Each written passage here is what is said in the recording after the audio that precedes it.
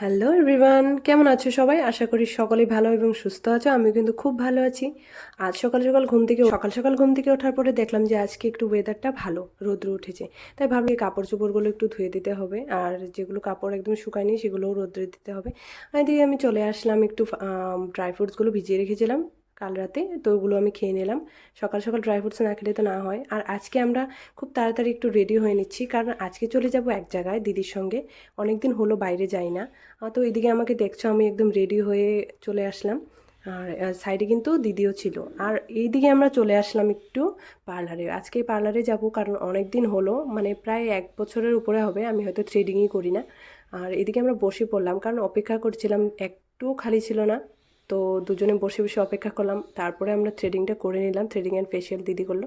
তারপর এদিকে চলে আসলাম পেট পূজা করতে। একটু আমি কিছু ওরকম খাই না, তাই কফি খেয়ে নিলাম। আর এখন চলে আসলাম একটু মলে।